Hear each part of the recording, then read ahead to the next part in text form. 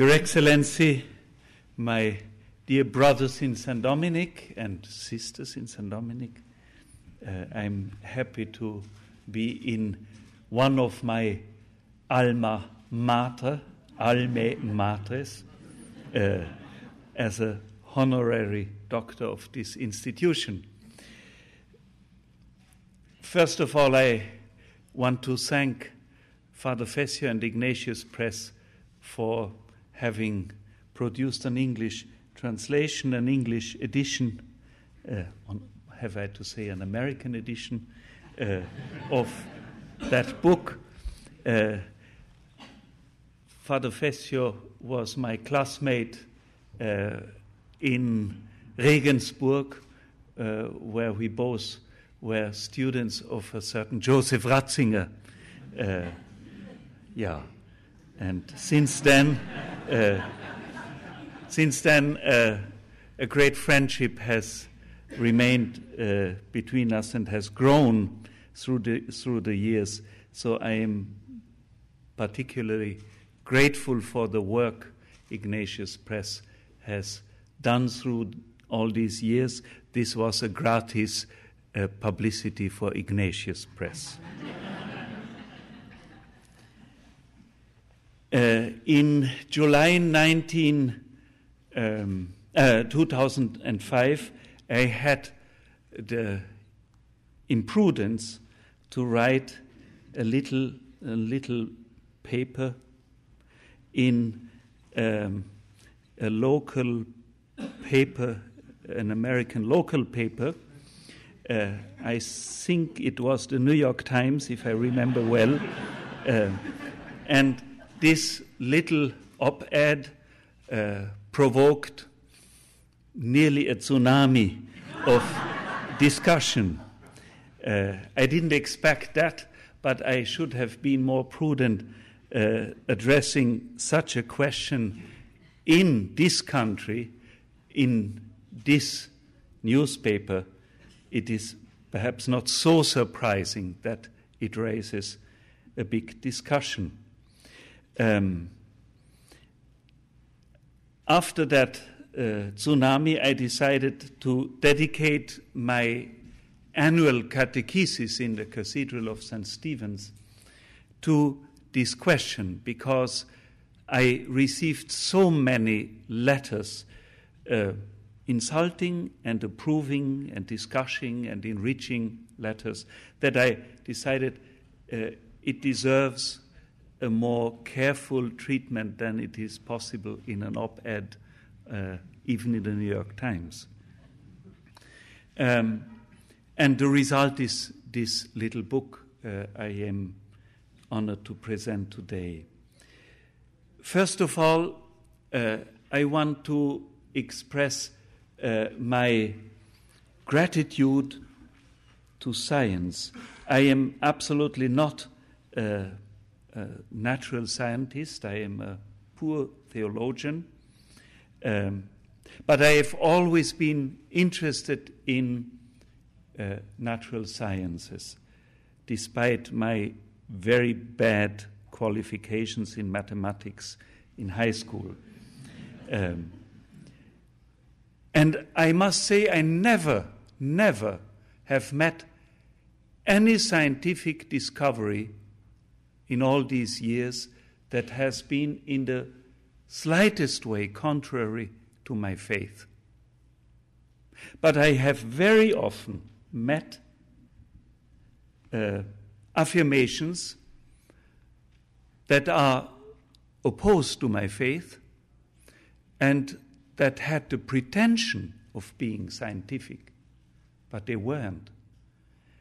They were what we call in German Weltanschauung, ideology, in the best philosophy, but certainly not exact science. And therefore, the main intention, or one of the main intentions of this book is, please distinguish clearly what is natural science and what is reflection about natural science and its results. distinguish between science and natural philosophy, or science and theology of creation. And we urgently need this distinction because very often in the debate,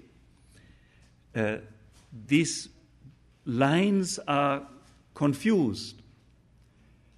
And I am certain that many conflicts do not come from science, nor from theology, but from a lack of philosophy of nature, a lack of good, here in this house I can say, Thomistic formation in philosophy.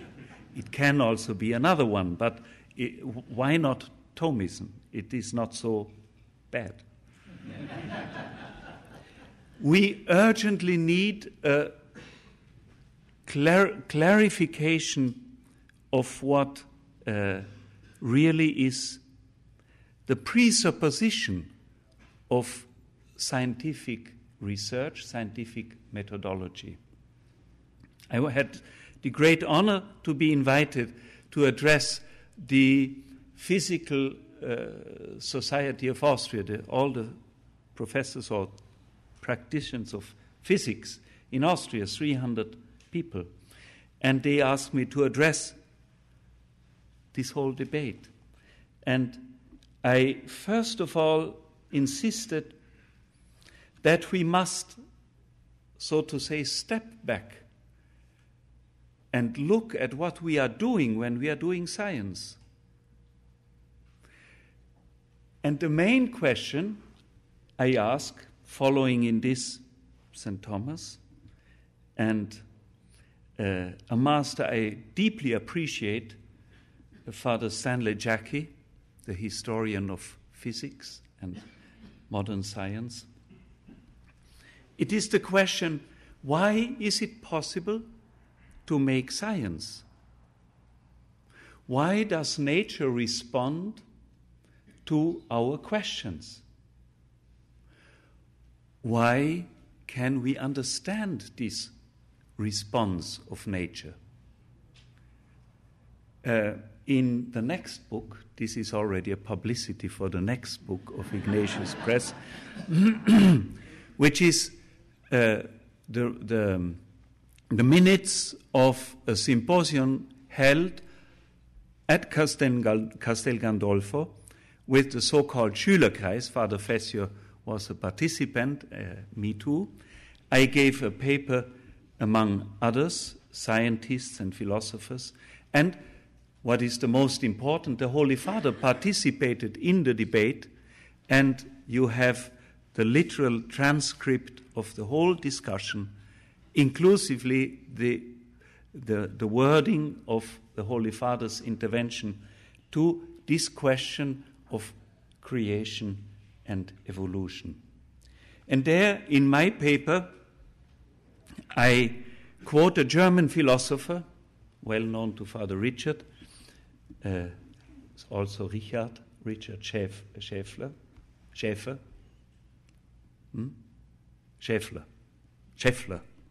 Richard Schäffler. And he addresses this whole question under the motto of language. Nature has a language. Why can we understand this language?